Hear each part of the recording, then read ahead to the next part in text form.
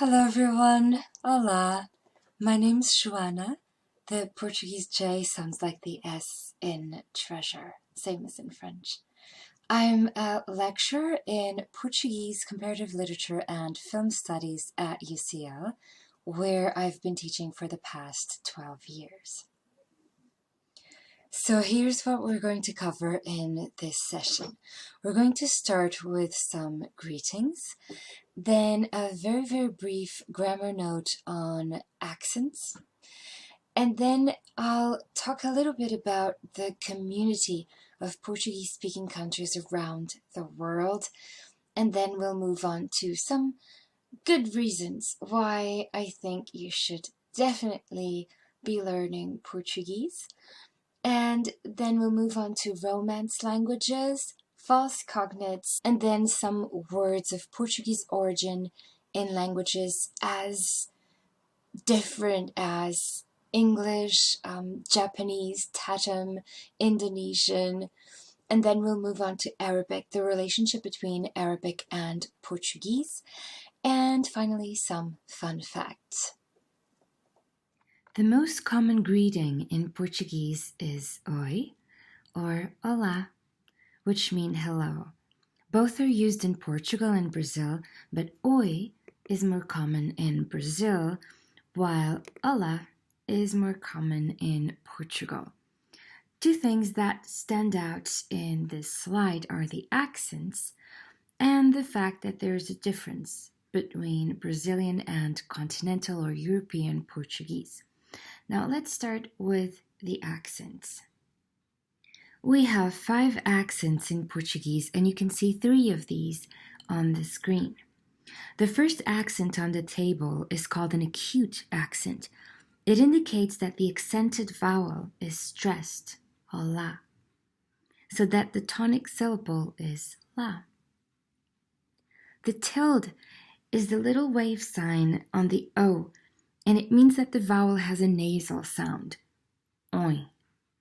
Finally, the cedilla is that hook or tail under the C, which changes the pronunciation from k to s. Saudações.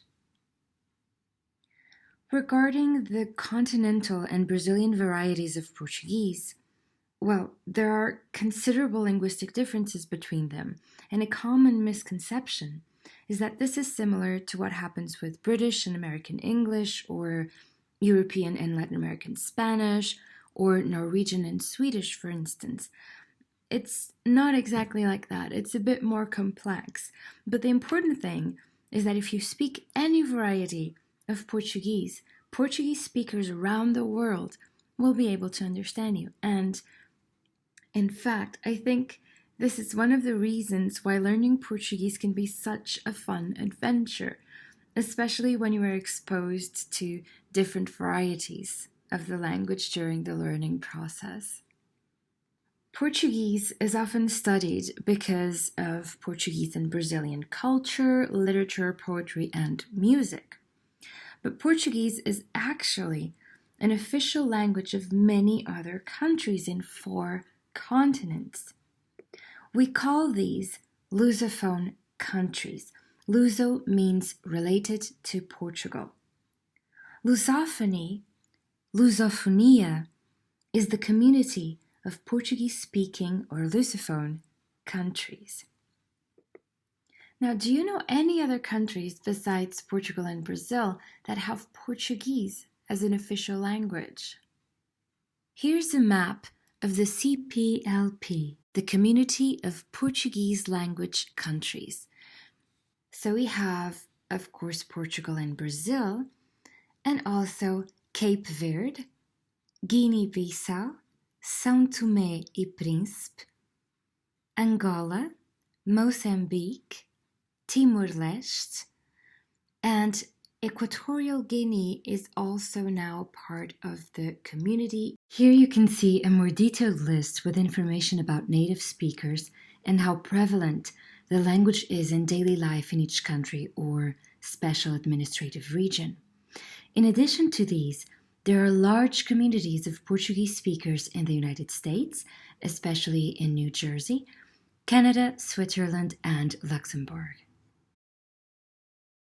Well, for far too long, Portuguese has been treated as less important than its more popular sibling, Spanish.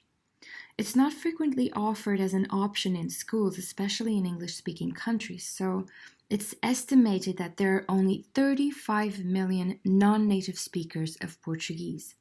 But there are plenty of good reasons to learn Portuguese, from enjoying Portuguese, Brazilian, Cape Verdean, and Angolan music like fado, samba, bossa, morna, kizomba, and many more, to reading exceptional literary works by Fernando Pessoa, Clarice Lispector, Mia Couto, Alda Espírito Santo, to tasting some of the world's best-kept culinary secrets.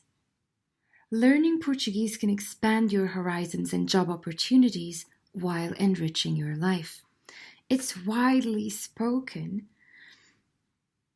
There are over 246 million Portuguese speakers in the world, including 222 million native speakers. To be fair, Spanish does have more native speakers, but French and German, two of the most studied foreign languages in the world, have significantly fewer speakers. In addition, however, despite being the 6th most widely spoken language worldwide and the 5th most common language on the internet, Portuguese is not on the top 10 most studied languages in universities. By learning a less popular language, you'll stand out from the crowd and be able to interact with a huge population of native speakers. Plus, speaking a less commonly studied language looks super cool on any CV.